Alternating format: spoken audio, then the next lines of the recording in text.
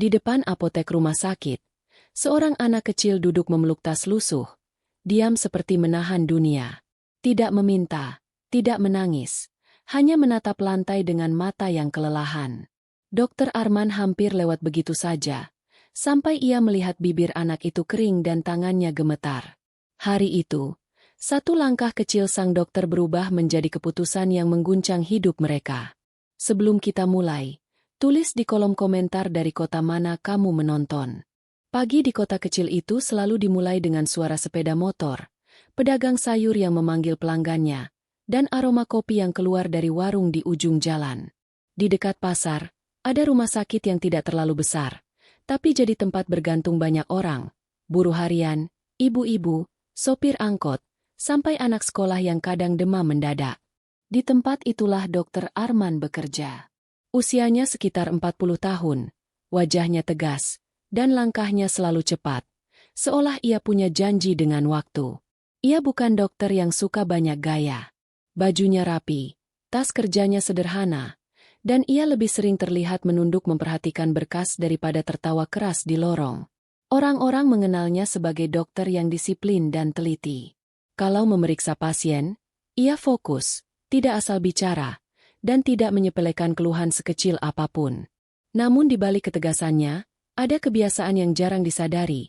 Dokter Arman selalu berhenti sebentar saat melewati ruang tunggu, menatap wajah-wajah yang terlihat cemas, lalu memastikan perawat bergerak lebih cepat ketika antrean mulai panjang. Ia paham, banyak pasien datang dengan uang pas-pasan dan harapan tipis, jadi setiap menit terasa berarti. Kadang ia membantu mencarikan rujukan, kadang ia menenangkan keluarga yang panik, dan kadang ia hanya memberi isyarat kecil agar seseorang tidak merasa sendirian. Kota kecil itu tidak punya gedung tinggi atau lampu yang gemerlap, tapi punya banyak cerita yang tersembunyi di balik pintu-pintu rumah sederhana, juga di balik dinding rumah sakit yang setiap hari menyaksikan orang datang dengan takut dan pulang dengan lega, atau pulang dengan langkah yang lebih berat. Dokter Arman sudah terlalu sering melihat keduanya, dan itu membuatnya tidak mudah terkejut.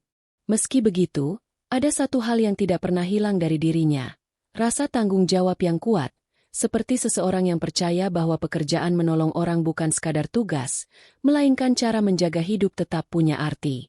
Dan pagi itu, seperti pagi-pagi lainnya, ia berjalan memasuki rumah sakit dengan wajah tenang, tanpa tahu bahwa hari-hari ke depan akan mempertemukannya dengan sebuah kisah yang mengubah cara ia memandang keluarga selamanya. Di sudut gang sempit yang letaknya tidak jauh dari rumah sakit, ada seorang anak laki-laki bernama Nanda. Usianya baru 9 tahun, tapi wajahnya seperti sudah terlalu sering menahan sesuatu yang berat. Badannya kecil, tulang bahunya tampak menonjol karena tubuhnya kurus, dan rambutnya sering berantakan seperti tidak sempat disisir. Pakaiannya sederhana, kadang kebesaran karena bekas pemberian orang, kadang sudah mulai pudar warnanya.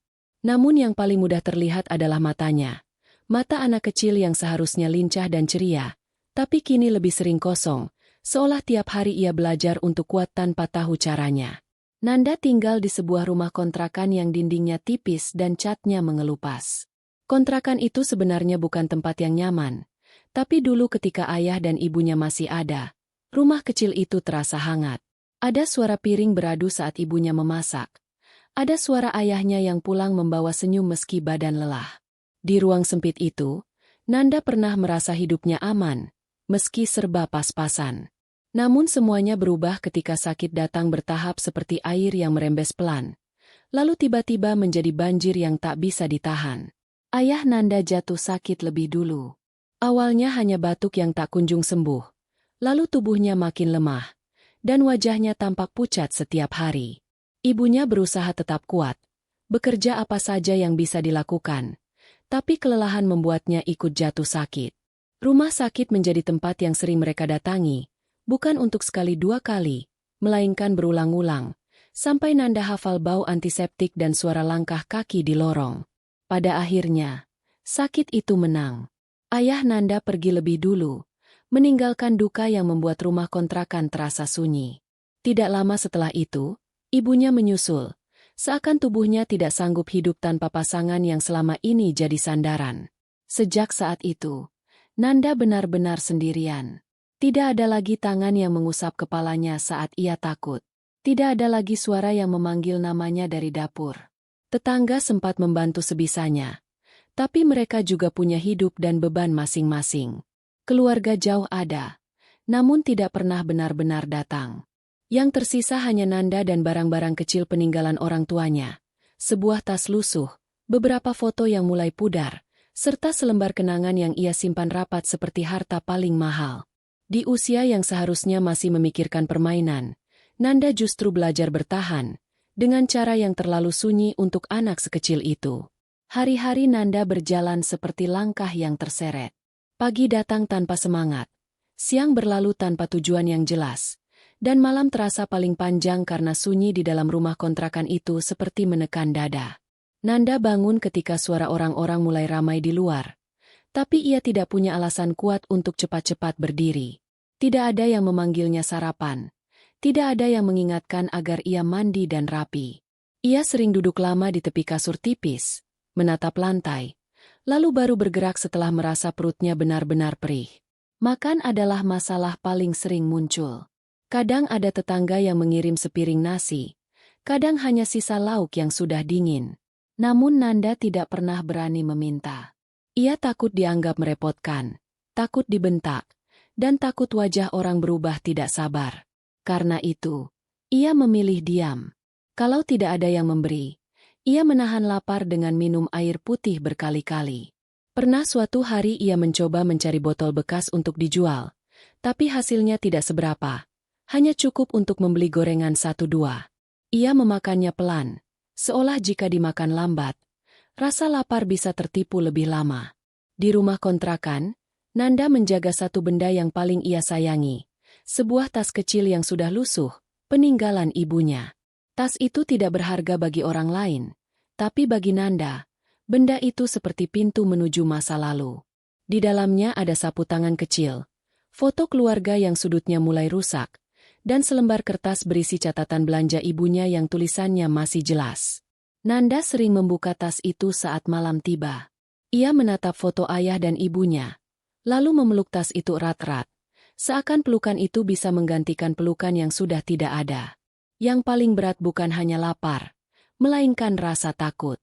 Nanda takut sakit karena tidak ada yang menjaga. Ia takut ada orang mengetuk pintu dengan suara keras. Ia takut listrik mati, karena gelap membuat pikirannya dipenuhi bayangan buruk. Ia juga takut tidur terlalu nyenyak, karena pernah suatu kali ia terbangun kaget dan merasa seperti mendengar suara ibunya memanggil, padahal rumah itu sepi. Setiap hari Nanda berusaha terlihat biasa, tapi tubuh kecilnya menyimpan banyak beban yang tidak terlihat. Meski begitu, ada satu hal yang membuat Nanda tetap bergerak keluar rumah, kebutuhan untuk mencari tempat yang terasa dekat dengan orang tuanya.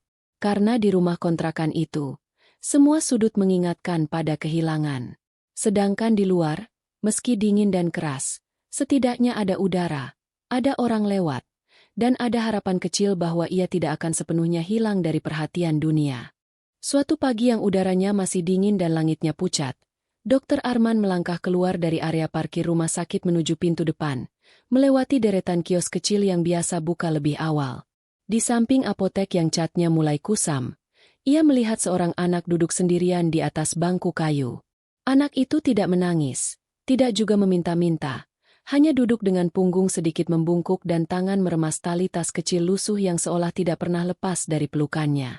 Wajahnya tampak pucat, matanya menatap lantai tanpa fokus, seperti orang yang sedang menunggu sesuatu tapi tidak tahu apa.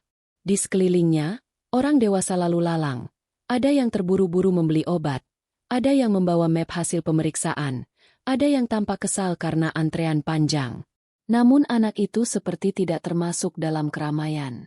Ia terlalu diam, terlalu tenang, dan justru itulah yang membuatnya mencolok. Ketenangan yang bukan karena nyaman, melainkan karena lelah. Dr. Arman sempat melangkah lewat, namun kakinya melambat. Ia terbiasa melihat banyak orang sakit dan cemas, tapi jarang melihat anak seusia itu membawa tatapan setua itu. Anak itu memakai kaos yang kebesaran dan sandal tipis yang sudah mulai aus. Di lututnya ada bekas kotoran seperti habis duduk di tanah, dan pipinya tampak cekung. Tidak ada orang tua di dekatnya, Tidak ada yang menegur atau mengajak masuk, tidak ada tangan yang menggenggamnya. Hanya ada tas kecil yang terus ia peluk. Dokter Arman memperhatikan lebih lama, mencoba mencari tanda bahwa anak itu sedang menunggu keluarga yang mungkin sedang membeli obat. Tapi menit berlalu dan tidak ada siapapun menghampiri. Anak itu tetap di tempat yang sama, seolah bangku itu satu-satunya tempat aman di dunia. Ketika pintu apotek terbuka dan beberapa orang keluar membawa kantong obat, anak itu hanya menoleh sebentar, lalu menunduk lagi. Ia tampak menahan lapar dan lelah sekaligus. Seperti tubuhnya hanya berjalan dengan sisa tenaga. Dokter Arman merasakan sesuatu yang tidak nyaman di dadanya. Bukan kasihan yang lewat cepat, melainkan rasa curiga bahwa ada masalah yang lebih besar dari sekadar anak kecil yang menunggu. Ia akhirnya berbalik, mendekat pelan agar tidak mengejutkan, lalu menunduk setinggi mata anak itu. Tanpa banyak kata, Dokter Arman memeriksa dari dekat. Bibir anak itu kering, napasnya pendek, dan tangannya dingin. Saat itulah Dokter Arman sadar, pagi ini bukan hanya tentang jadwal pasien dan ruang periksa, melainkan tentang seorang anak yang jelas sedang berjuang sendirian, tepat di depan matanya. Dokter Arman tidak langsung mengajukan banyak pertanyaan. Ia paham, anak yang terbiasa hidup dalam ketakutan biasanya menutup diri dulu, apalagi pada orang dewasa yang baru dikenal. Dokter itu memilih cara yang paling sederhana, memastikan anak itu tidak makin lemah. Ia menoleh sebentar ke arah apotek, lalu berjalan masuk dengan langkah cepat. Tidak lama kemudian ia keluar membawa roti, susu, dan sebotol air mineral. Ia meletakkannya di samping anak itu dengan gerakan pelan, seperti menaruh sesuatu yang tidak memaksa, hanya menawarkan. Anak itu sempat menatap makanan itu tanpa menyentuh. Tangannya masih memegang tali tas kecil lusuh yang ia peluk sejak tadi. Dokter Arman tidak menunggu dengan tatapan tajam. Ia berdiri di dekat bangku, menjaga jarak yang cukup agar anak itu tidak merasa terpojok. Ia lalu duduk di ujung bangku, tidak terlalu dekat, seakan hanya kebetulan berhenti sebentar sebelum masuk kerja. Cara itu membuat suasana tidak terasa menakutkan. Di sekitar mereka, orang-orang tetap berjalan cepat. Suara kendaraan dan obrolan terburu-buru terdengar seperti biasa. Namun di bangku itu, waktu terasa melambat. Perlahan, anak itu mengambil botol air dan meminumnya sedikit. Setelah itu, tangannya ragu-ragu meraih roti. Ia menggigit kecil, lalu berhenti, seperti takut makanan itu akan diambil kembali. Dokter Arman tidak berkata banyak. Ia hanya memastikan anak itu benar-benar makan, bukan sekadar menggigit untuk sopan. Ia menunggu tanpa tergesa-gesa, memberi ruang agar anak itu merasa aman. Ketika anak itu mulai mengunyah lebih lancar, Dokter Arman melihat bagaimana wajahnya sedikit berubah, bukan jadi ceria, tapi setidaknya ada tanda bahwa tubuhnya mulai menerima pertolongan. Selesai satu roti, anak itu menunduk lagi, seolah merasa bersalah karena menerima. Dokter Arman merasakan benjolan kecil di tenggorokan, namun ia menahan emosinya. Ia tahu, rasa kasihan yang berlebihan kadang justru membuat anak merasa semakin rendah. Maka ia memilih nada yang tenang dan biasa, seperti orang dewasa yang tidak sedang mengadili hidup anak itu. Ia hanya mengamati hal-hal kecil, cara anak itu memegang susu dengan kedua tangan, cara matanya cepat-cepat melihat sekitar, dan cara tas kecil itu tidak pernah lepas dari pelukannya. Di momen sederhana itu, Dokter Arman mulai memahami satu hal, anak ini bukan tipe yang suka meminta. Ia seperti sudah terlalu sering kecewa, sehingga lebih memilih diam daripada berharap. Dan justru karena itu, Dokter Arman merasa pertolongan kecil seperti roti dan susu bukan sekadar makanan.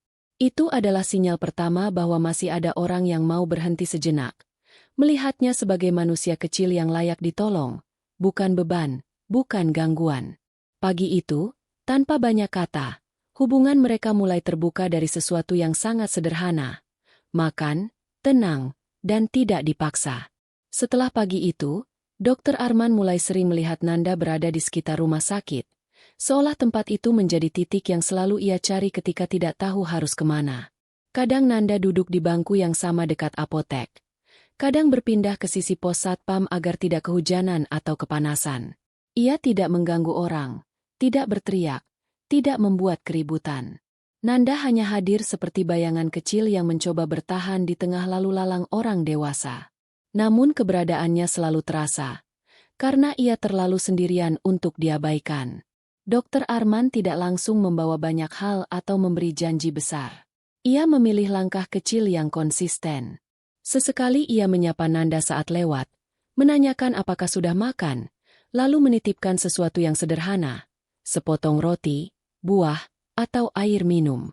Hari lain, Dokter Arman meminta perawat di ruang pendaftaran memberikan Nanda sisa makanan yang masih layak ketika ada rapat.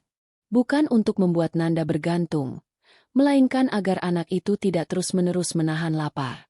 Perlahan, Nanda mulai mengenali wajah Dokter Arman dan tidak lagi menunduk ketakutan setiap kali dokter itu mendekat. Hubungan mereka tumbuh bukan dari banyak kata, tetapi dari kebiasaan yang terasa aman. Nanda mulai berani mengangguk saat disapa, bahkan sesekali menjawab pendek meski suaranya kecil. Ia juga mulai menunjukkan sisi dirinya yang dulu tertutup rapat, keinginan untuk berguna. Saat melihat seorang nenek kesulitan berjalan, Nanda spontan membantu memegang kantong belanjaan. Ketika ada pasien membawa map dan hampir menjatuhkannya, Nanda cepat memungut lalu menyerahkan tanpa minta imbalan. Ia melakukan itu bukan untuk dipuji, melainkan seperti anak yang ingin merasa punya tempat di dunia. Dokter Arman memperhatikan hal itu dengan diam, dan semakin yakin bahwa Nanda bukan anak nakal atau malas, hanya anak yang kehilangan pegangan. Di sisi lain, orang-orang di rumah sakit mulai memperhatikan juga.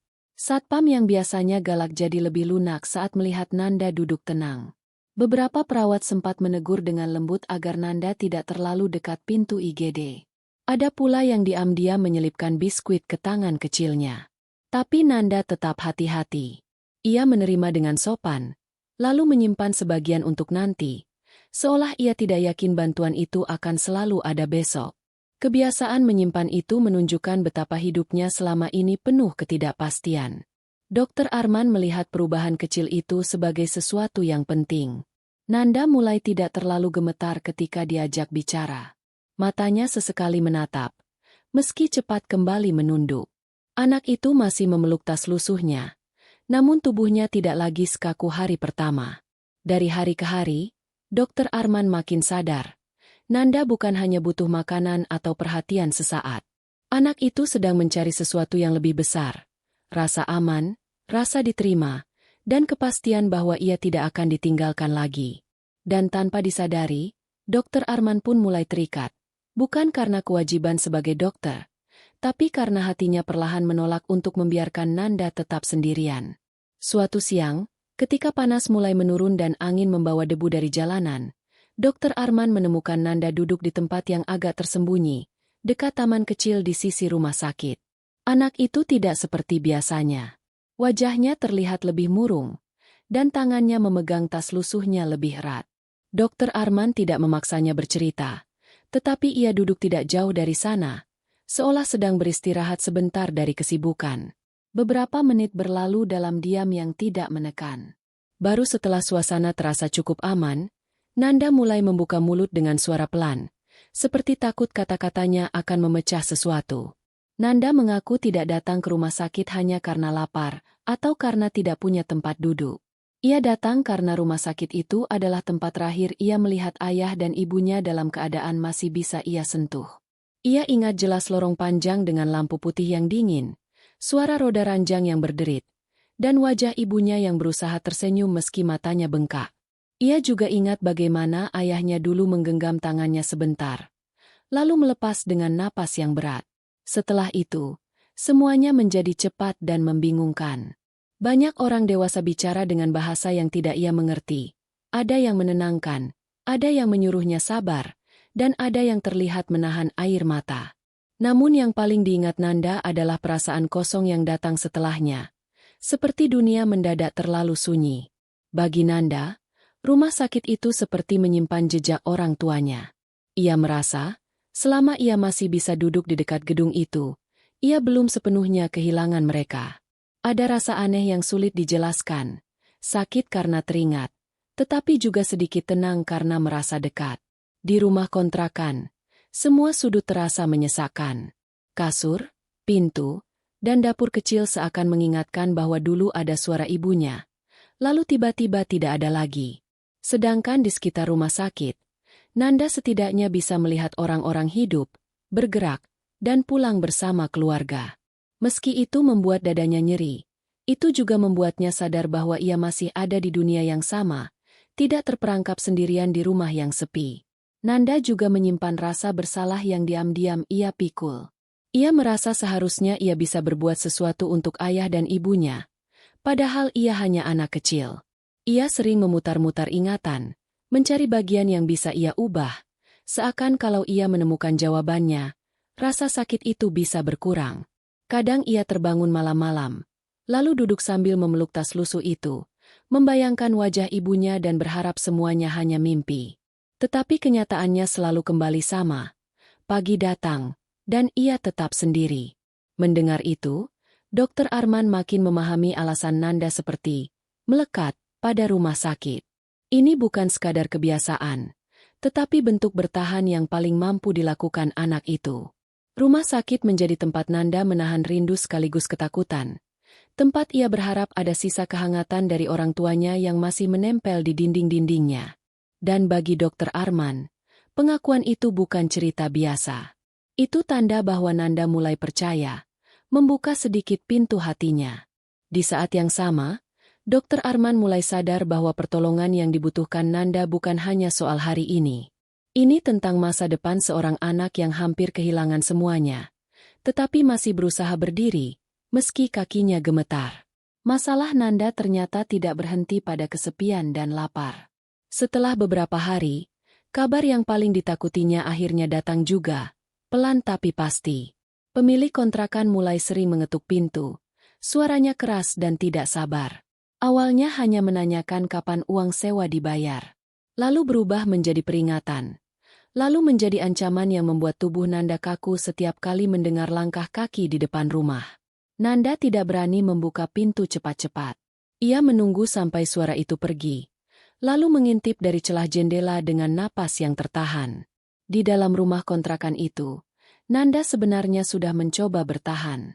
Ia merapikan barang-barangnya, menjaga agar rumah tetap terlihat terurus, seolah itu bisa membuat pemilik kontrakan iba. Namun kenyataannya tidak begitu. Bagi orang dewasa yang punya tagihan sendiri, rasa iba sering kalah oleh kebutuhan. Nanda mendengar kalimat yang sama berulang kali. Kalau tidak ada pembayaran, rumah harus dikosongkan. Anak itu hanya bisa menunduk, karena ia tidak punya jawaban. Uang yang tersisa dari orang tuanya sudah habis untuk kebutuhan sehari-hari yang paling dasar. Tetangga yang kadang membantu pun tidak mungkin menanggung sewa bulanan. Yang membuat situasi semakin berat adalah waktu yang diberikan sangat singkat. Nanda menerima selembar kertas pemberitahuan yang ditaruh di bawah pintu. Tulisan di kertas itu terasa seperti palu yang mengetuk dada. Beberapa hari lagi, ia harus pergi. Nanda membaca pelan-pelan, meski tidak mengerti semua istilahnya. Tapi ia mengerti satu hal yang paling jelas, tempat berlindungnya akan hilang. Bayangan tidur di luar, kehujanan, atau berpindah-pindah tempat membuat perutnya terasa mual. Ia masih kecil, dan dunia terasa terlalu luas untuk dijalani sendirian. Nanda mencoba mencari bantuan dengan caranya sendiri.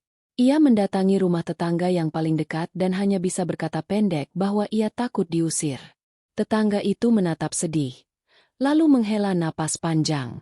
Mereka memberi nasi, memberi sedikit uang, tapi wajah mereka juga penuh kebingungan. Ada yang menyarankan Nanda mencari keluarga jauh, namun Nanda tidak punya nomor yang jelas. Ada yang menyuruhnya ke kantor kelurahan, tapi Nanda tidak paham harus bicara apa. Setiap saran terdengar seperti pintu yang berat untuk dibuka oleh anak kecil yang tidak pernah diajari mengurus hal-hal besar. Di tengah kebingungan itu, Nanda mulai semakin sering terlihat di sekitar rumah sakit. Bukan hanya karena ingin dekat dengan kenangan orang tuanya, tetapi karena ia merasa tempat itu lebih aman dibanding rumah kontrakan yang sebentar lagi akan ditinggalkannya. Di sana ada satpam, ada perawat, ada orang dewasa yang setidaknya tidak akan memarahinya hanya karena ia ada. Namun ketakutan tetap menempel. Nanda menyimpan kertas pemberitahuan itu di dalam tas lusuhnya, dilipat rapi seperti sesuatu yang memalukan. Ia takut kalau orang tahu, ia akan dianggap masalah. Padahal di balik lipatan kertas itu, tersimpan kenyataan paling pahit. Dalam hitungan hari, Nanda tidak hanya kehilangan orang tua, ia juga akan kehilangan satu-satunya tempat yang bisa ia sebut rumah. Dokter Arman mulai menyadari ada sesuatu yang tidak beres ketika melihat Nanda beberapa kali datang lebih pagi dari biasanya dan pulang lebih larut. Bahkan saat hujan turun tipis. Anak itu tampak gelisah. Sering menoleh ke kiri kanan seperti sedang dikejar waktu. Dokter Arman tidak langsung menuduh atau memaksa. Ia mengamati lebih dulu, lalu memilih mencari informasi dari orang-orang terdekat Nanda, karena ia tahu, anak kecil sering menyimpan masalah besar agar tidak merepotkan siapapun. Ia menemui satpam yang biasa berjaga di depan, menanyakan sejak kapan Nanda sering duduk sendirian dan apakah ada orang dewasa yang pernah menjemput. Satpam itu menggeleng dan mengatakan Nanda hampir selalu sendiri. Dokter Arman lalu berbicara dengan beberapa perawat yang pernah memberi Nanda makanan.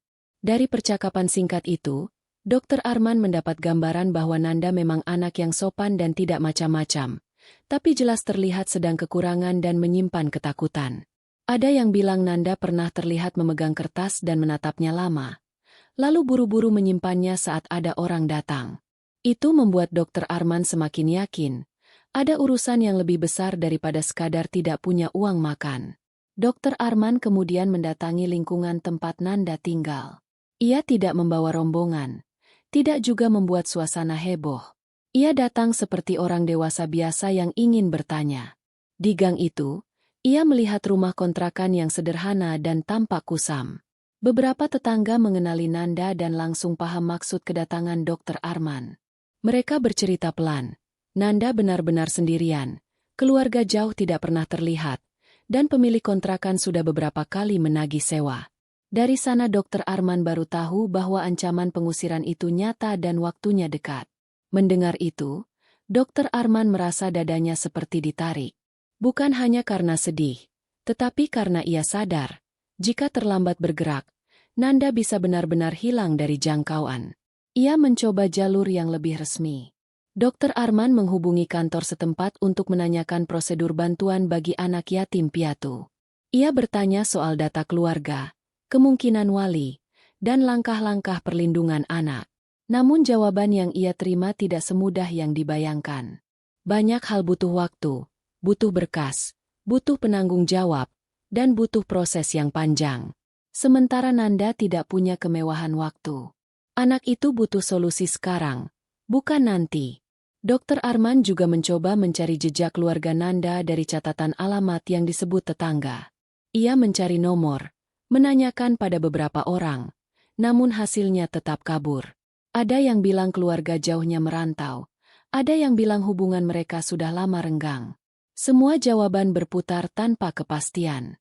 Di titik itu, Dokter Arman mulai merasakan frustrasi yang jarang ia rasakan saat menangani pasien. Penyakit bisa ia cari obatnya, luka bisa ia jahit, tetapi masalah hidup seperti ini seperti benang kusut yang tidak selesai hanya dengan niat baik. Malam itu, Dokter Arman pulang dengan pikiran penuh. Ia sudah berusaha dengan cara yang paling masuk akal, namun dunia tetap memberi jalan yang sempit. Dan di balik semua itu, wajah Nanda terus terbayang, anak kecil yang berusaha terlihat kuat, padahal sebentar lagi bahkan tempat tidurnya pun akan hilang. Dokter Arman mulai memahami bahwa pertolongan bagi Nanda tidak bisa setengah-setengah. Jika ia benar-benar ingin menyelamatkan masa depan anak itu, ia mungkin harus mengambil langkah yang jauh lebih besar dari sekadar membantu dari kejauhan. Malam itu, Dokter Arman duduk lebih lama di ruang tamunya yang sepi. Lampu rumah menyala redup, tapi pikirannya justru terasa semakin terang dan ramai. Biasanya, setelah seharian bekerja, ia bisa mematikan lelah dengan makan sederhana lalu tidur cepat. Namun kali ini berbeda. Bayangan Nanda muncul terus, bukan hanya wajahnya yang kurus, tetapi cara anak itu menahan diri, cara tangannya selalu menggenggam tas lusuh seakan itu satu-satunya pelindung, dan cara matanya menatap seolah setiap orang bisa saja pergi kapanpun. Dokter Arman sadar, masalah Nanda bukan 1-2 hari. Ini masalah yang bisa merusak masa depan, kalau dibiarkan. Ia mencoba menenangkan diri dengan berpikir logis. Bantu biaya kontrakan, mungkin bisa menunda pengusiran. Tapi setelah itu bagaimana? Nanda tetap sendiri, tetap tidak punya orang dewasa yang menjaga. Cari panti, itu terdengar seperti solusi. Tapi Dokter Arman tahu tidak semua tempat cocok untuk semua anak. Nanda bukan anak yang bisa langsung beradaptasi dengan lingkungan baru yang ramai. Ia terbiasa diam, tertutup, dan menyimpan luka. Memindahkannya begitu saja tanpa pendamping bisa membuatnya semakin tenggelam. Dokter Arman pun memikirkan keluarga jauh, tapi pencariannya tadi siang membuktikan tidak ada kepastian. Sementara waktu terus berjalan. Dokter Arman berdiri, berjalan pelan ke dapur, lalu kembali lagi tanpa benar-benar melakukan apa-apa. Gerakannya seperti orang yang sedang mencari jawaban di tempat yang tidak ada jawabannya. Di rak kecil dekat ruang tamu, ada beberapa foto lama. Foto dirinya saat wisuda. Foto saat pertama kali memakai jas dokter. Ia menatap foto-foto itu sebentar. Lalu napasnya berat. Ia teringat perjalanan panjangnya menjadi dokter. Tahun-tahun sulit, biaya yang tidak sedikit, tekanan yang kadang membuatnya hampir menyerah. Di saat itu, ia sadar, hidupnya bisa berdiri seperti sekarang karena pernah ada orang yang menolongnya, langsung atau tidak langsung. Dan kini, di depan mata, ada anak kecil yang bahkan tidak punya kesempatan memilih hidup seperti apa yang ia jalani. Ia kembali duduk. Kali ini bukan sekadar memikirkan bagaimana membantu, tetapi memikirkan seberapa jauh berani bertanggung jawab. Di kepalanya muncul sebuah keputusan yang terasa besar, menakutkan, sekaligus jelas. Membawa Nanda masuk ke dalam hidupnya, bukan sebagai proyek kebaikan, tapi sebagai keluarga. Kata, keluarga, itu berat. Artinya bukan hanya memberi makan dan tempat tidur, tetapi juga menjaga, mendidik, mengobati, menenangkan saat mimpi buruk, dan tetap tinggal ketika anak itu marah atau takut. Dokter Arman tahu itu bukan keputusan yang bisa diucapkan sembarangan. Namun semakin ia mencoba menjauh dari ide itu, semakin ia merasa ada yang salah jika ia hanya menonton dari pinggir. Ia membayangkan Nanda tidur di luar, kehujanan, atau jatuh sakit tanpa ada yang peduli. Ia membayangkan Nanda menjadi anak yang keras karena terlalu sering ditolak, padahal Nanda sebenarnya hanya butuh satu hal, kepastian bahwa ada orang dewasa yang tidak akan meninggalkannya lagi. Pada akhirnya, Dokter Arman menatap kosong ke arah jendela, lalu menghela napas panjang. Ia belum mengatakan apapun pada siapapun. Tapi di dalam hatinya, sebuah keputusan mulai terbentuk, pelan namun tegas. Kali ini, pertolongan tidak boleh berhenti di batas yang aman. Keesokan paginya, rumah sakit kembali sibuk sejak matahari belum tinggi.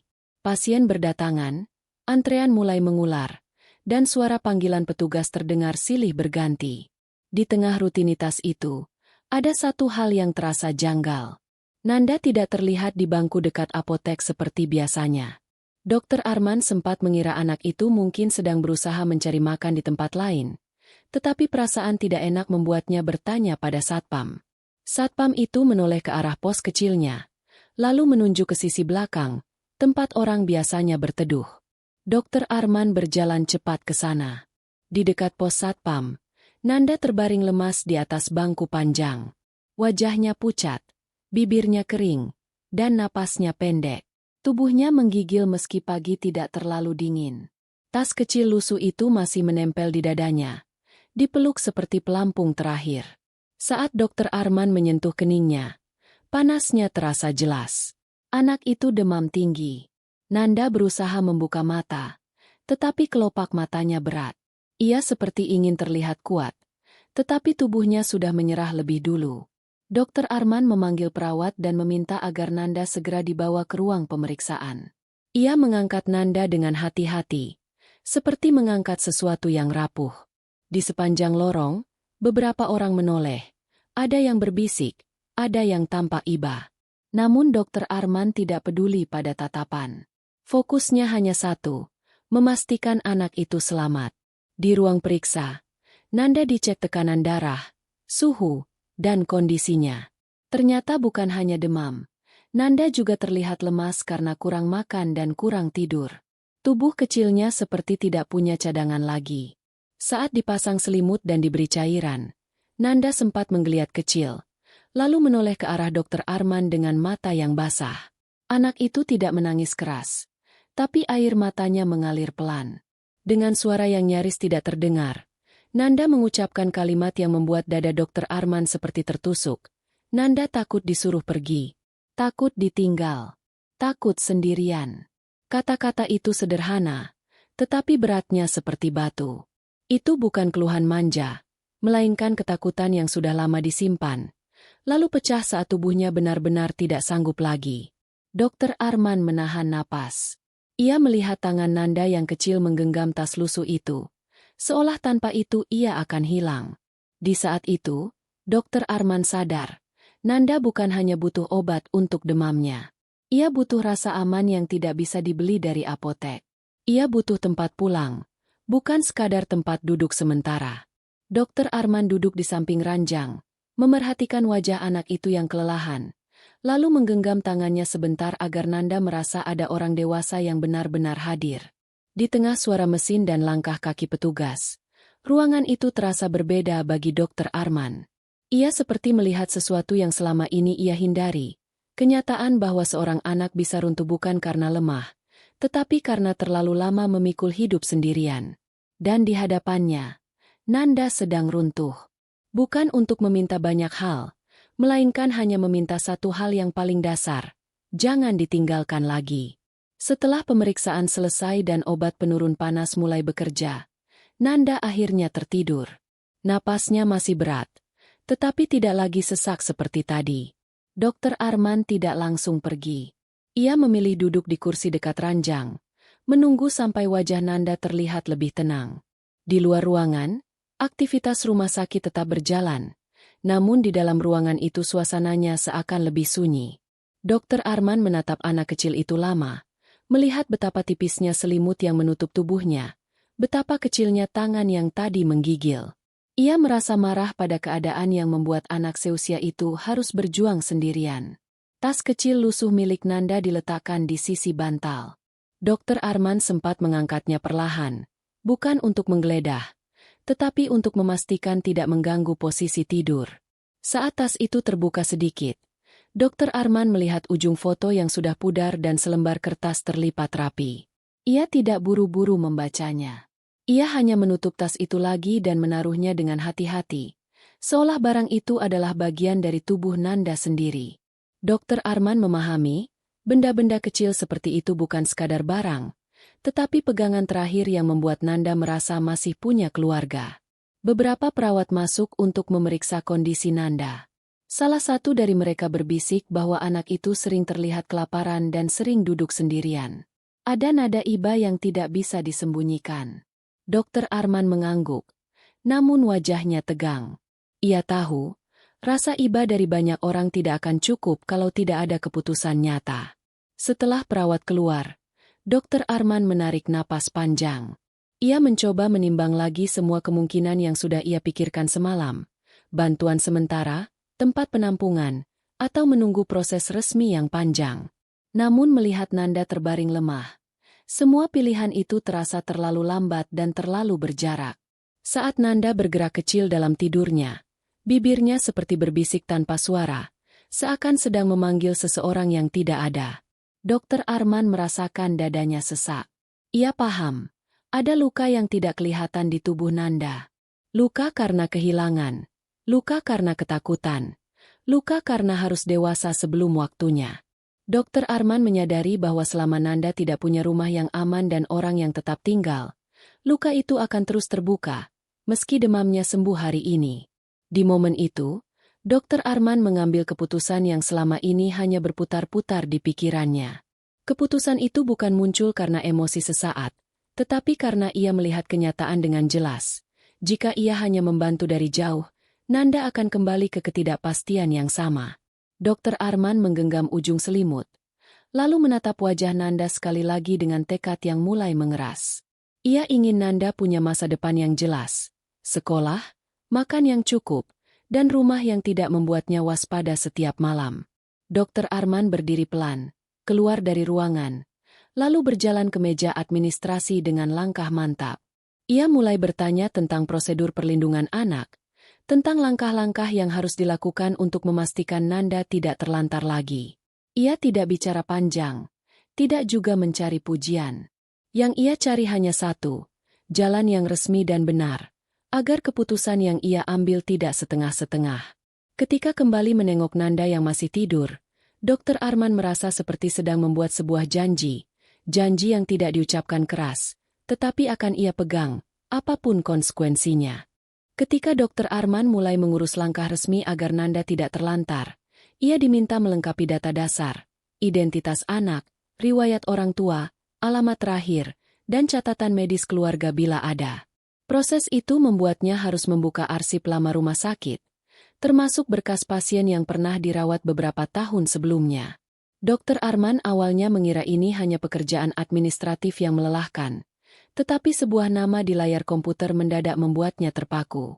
Nama ayah Nanda tercatat pernah menjalani perawatan di rumah sakit ini, dan di bagian catatan tambahan ada keterangan singkat tentang seseorang yang mengantar dan menanggung beberapa biaya awal saat keadaan darurat. Dr. Arman menunduk lebih dekat, memastikan ia tidak salah membaca. Di samping catatan itu tertulis nama yang sangat ia kenal, bukan nama dokter lain, melainkan namanya sendiri, lengkap dengan tahun yang membuat ingatannya seperti ditarik mundur. Dr. Arman terdiam lama. Di tahun itu, ia masih muda, masih berjuang menyelesaikan pendidikan, dan hidupnya sedang berada di titik paling sulit. Ada masa ketika ia hampir berhenti karena biaya tidak sanggup ditutup, ketika tubuhnya lelah karena kerja sambilan, dan pikirannya penuh takut tidak bisa menjadi apa-apa. Ia ingat suatu hari di depan ruang administrasi kampus, ia berdiri lama dengan wajah panas, menahan malu karena belum bisa melunasi kewajiban. Ia tidak banyak bercerita pada orang lain. Namun ternyata, ada seseorang yang memperhatikan diam-diam. Di berkas rumah sakit itu, Dr. Arman menemukan bukti kecil yang selama ini tidak pernah ia pahami. Ayah Nanda pernah bekerja serabutan di rumah sakit, sering membantu mengangkat barang atau mengantar pasien, dan pada saat Dr. Arman muda mengalami kesulitan, lelaki itu pernah menyelipkan bantuan secara diam-diam melalui bagian administrasi, tanpa meminta balasan, tanpa ingin dikenal. Rasa hangat yang aneh naik ke dada Dr. Arman, bercampur sesak yang membuat napasnya tertahan. Ia baru menyadari, sebagian jalan hidupnya yang sekarang terasa berhasil, ternyata pernah ditopang oleh tangan orang yang bahkan tidak sempat ia kenang baik-baik. Ada kebaikan yang dulu diterimanya seperti angin lewat, terasa, tetapi tidak terlihat sumbernya. Kini sumber itu muncul jelas, bukan dalam bentuk orangnya, melainkan dalam bentuk seorang anak kecil yang sedang tidur lemah di ruang perawatan. Dr. Arman memejamkan mata sebentar, seolah mencoba menahan gelombang rasa bersalah karena terlambat tahu, lalu membuka mata lagi dengan tatapan yang berbeda. Di hadapannya bukan sekadar kasus anak terlantar, melainkan amanah yang seperti kembali mengetuk pintu hidupnya. Dan pada detik itu, keputusan Dr. Arman menjadi jauh lebih kokoh. Nanda bukan hanya perlu ditolong, Nanda adalah bagian dari janji kebaikan yang akhirnya sampai pada waktunya untuk dibalas. Dr. Arman menutup berkas itu perlahan, seolah takut suara kertas bisa memecahkan ketenangan yang sedang ia rasakan. Dadanya terasa penuh, bukan karena ingin dipuji sebagai orang baik, tetapi karena ia sadar, hidup bisa berputar dengan cara yang tidak pernah diduga. Ia berdiri dari kursi administrasi dan berjalan kembali ke ruang perawatan Nanda. Langkahnya tidak lagi ragu seperti kemarin. Di kepalanya, semua pilihan yang sempat ia timbang kini menyempit menjadi satu jalan yang terasa paling benar. Nanda sudah mulai sadar. Demamnya turun, namun tubuhnya masih lemah. Matanya menatap sekeliling seperti orang yang takut bangun di tempat asing, lalu berhenti pada Dr. Arman. Anak itu tanpa ingin berkata sesuatu, tetapi bibirnya hanya bergerak pelan.